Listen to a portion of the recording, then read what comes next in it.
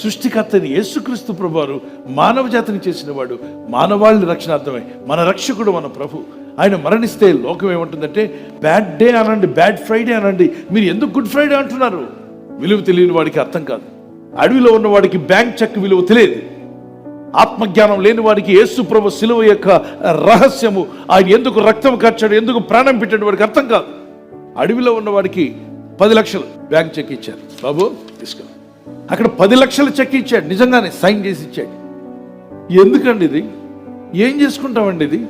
నా చింతపండు అమ్ముకుంటాను కొనండి బాబు అంటున్నాడు. చింతపండు అమ్ముకోవడం కాదురా, ఈ చెక్ తీసుకో అంటే నాకు చెక్ వల్ల వచ్చేది ఏంటండి? దీనివల్ల ఏంటి? ఎవరికి బాధ తీరుతుంది? ఎవరి కష్టాలు తీరుతాయి?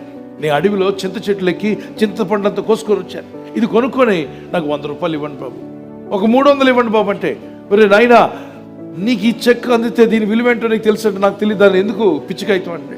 అలాగే యేసు ప్రభు శిలువ రక్తము గురించి తెలియని వాడికి ఎందుకండి మేకులు, ఎందుకండి శిలువ, ఎందుకండి మరణము, ఎందుకండి రక్తము అంటాడు. ఎందుకంటే అంధకారంలో ఉన్నాం, ఆత్మజ్ఞానం వెలగల, బ్రతికుండగానే కొన్ని ఆత్మసత్యాలు గ్రహించు. అదే వ్యక్తి చదువుకొని 4 రోజుల తర్వాత బ్యాంక్ చెక్ విలువ తెలిస్తే ఆ చెక్ను ఎలా దాచుకుంటాడు చెప్పండి? చాలా భద్రంగా తీసుకుంటాడు. థ్యాంక్ యూ వెరీ మచ్ అంటాడు. సృష్టికర్త అయిన యేసుక్రీస్తు ప్రభువారు ఆయన మరణము ద్వారా మానవ జాతికి కలిగిన మేలేంటో తెలిస్తే, ఆయన శిలువ మరణం ద్వారా నీకు నాకు కలిగే ఆ రక్షణ ఏంటో నీకు తెలిస్తే, అద్భుతమైన గుడ్నెస్ మానవ జాతికి ఆయన మరణం ద్వారా పంచి ఇచ్చాడు. అది తెలుసుకుంటే ఈరోజు ఆయన మరణంలో ఉన్న విషయాన్ని తెలుసుకుని గ్రహిస్తాం.